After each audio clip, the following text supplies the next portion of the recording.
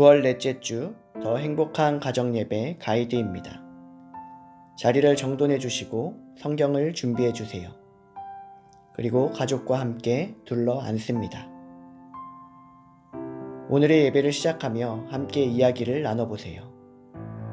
나의 삶에서 중요한 것을 정할 때 나의 기준은 무엇인가요?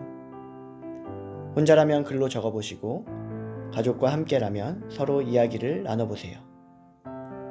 잠깐 가이드를 멈추고 나눔의 시간을 갖겠습니다.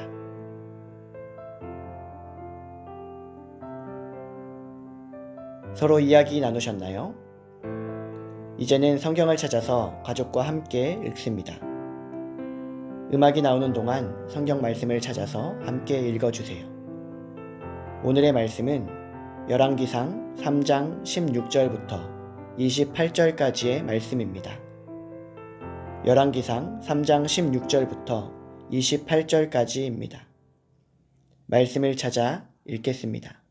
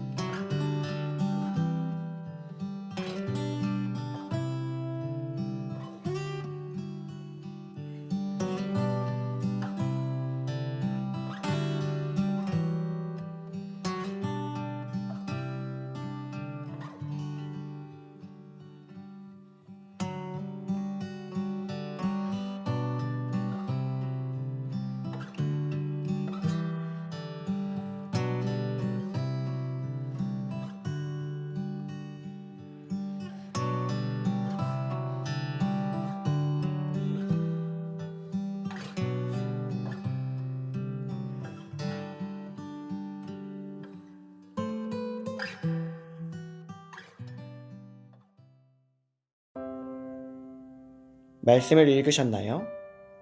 이제는 말씀의 내용을 듣는 시간입니다.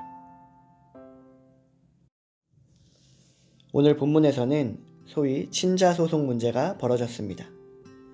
지금처럼 유전자 검사를 할 수도 없는 그 시대에 이러한 일은 판결하기 힘든 문제 중에 하나였을 것입니다.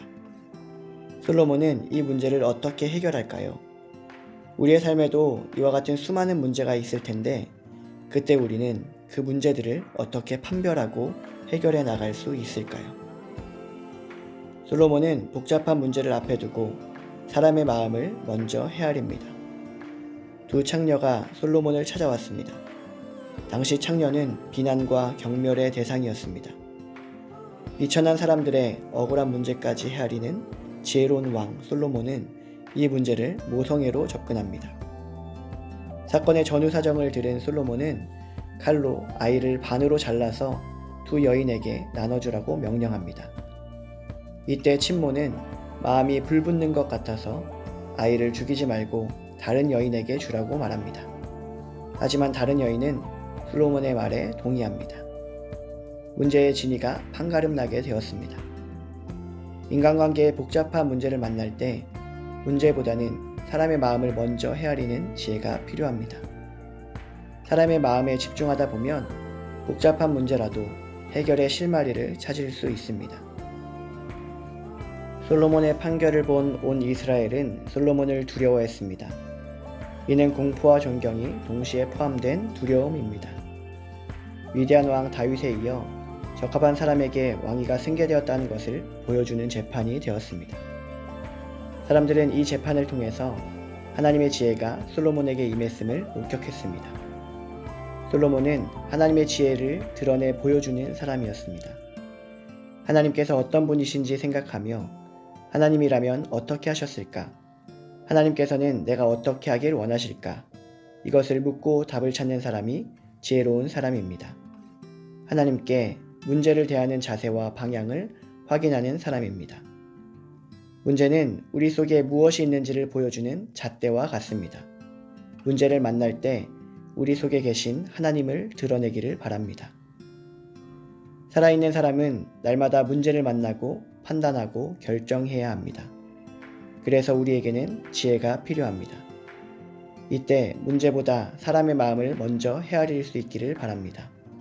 그리고 문제를 통해서 자신의 의의를 드러내기보다 하나님의 지혜를 보여주길 바랍니다.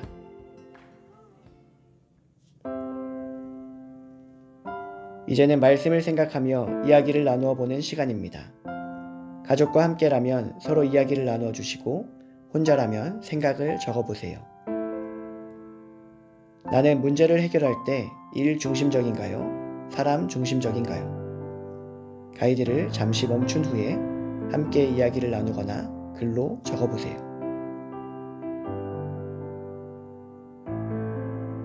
어떤 문제를 해결할 때 하나님의 지혜로 해결한 경험이 있으면 이야기해 보세요. 가이드를 한 번 더 멈춘 후에 함께 이야기를 나누거나 글로 적어 보세요.